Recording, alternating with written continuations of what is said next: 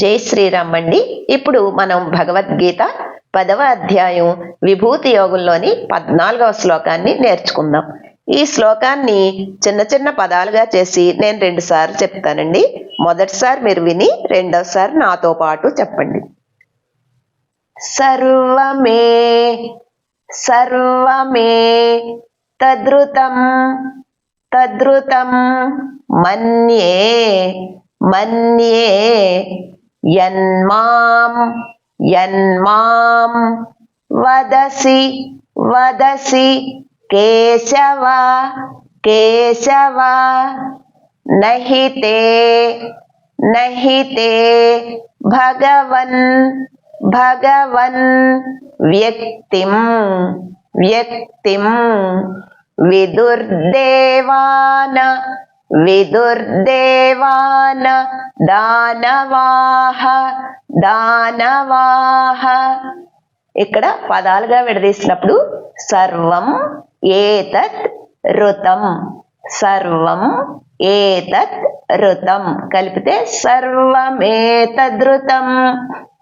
ఇక్కడ విదుహు దేవా విదుహు దేవా కలిపితే విదుర్దేవా అవుతుంది. ఇప్పుడు మళ్ళీ సర్వమే సర్వమే తద్రుతం తద్రుతం మన్యే మన్యే యన్మాం యన్మాం వదసి వదసి కేశవ కేశవ నహితే నహితే భగవన్ భగవన్ వ్యక్తిం వ్యక్తిం విదుర్దేవా విదుర్దేవా న దానవాహ న దానవాహ. ఇప్పుడు ఈ శ్లోకాన్ని ఒక్కొక్క లైను నేను 2 సార్లు చెప్తానండి. ఇది కూడా మొదటిసారి మీరు విని రెండోసారి నాతో పాటు చెప్పండి. సర్వమేతదృతం మన్యే సర్వమేతదృతం మన్యే యన్మాం వదసి కేశవ యన్మాం వదసి కేశవ నహితే భగవన్ వ్యక్తిం నహితే భగవన్ వ్యక్తిం విదుర్దేవాన దానవాహ విదుర్దేవాన దానవాహ. ఇప్పుడు మళ్ళీ సర్వమేతదృతం మన్యే సర్వమేతదృతం మన్యే యన్మాం వదసి కేశవ యన్మాం వదసి కేశవ నహితే భగవన్ వ్యక్తిం నహితే భగవన్ వ్యక్తిం విదుర్దేవాన దానవాహ విదుర్దేవాన దానవాహ. ఇప్పుడు ఈ శ్లోకాన్ని నేను 3 సార్లు చెప్తానండి. మీరు కూడా నాతో పాటు చెప్పండి. సర్వమేతదృతం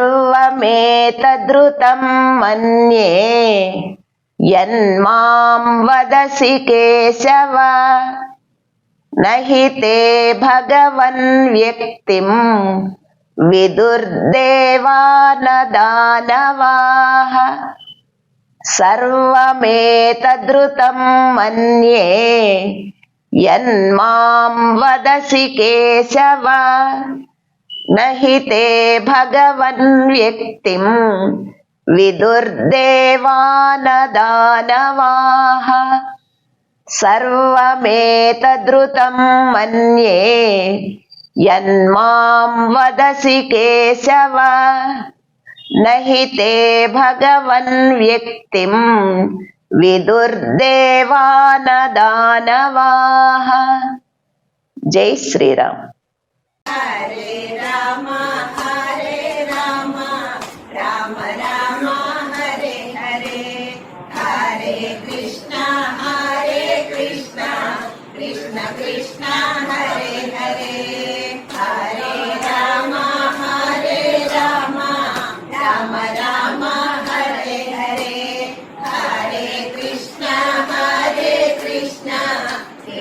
कृष्ण हरे हरे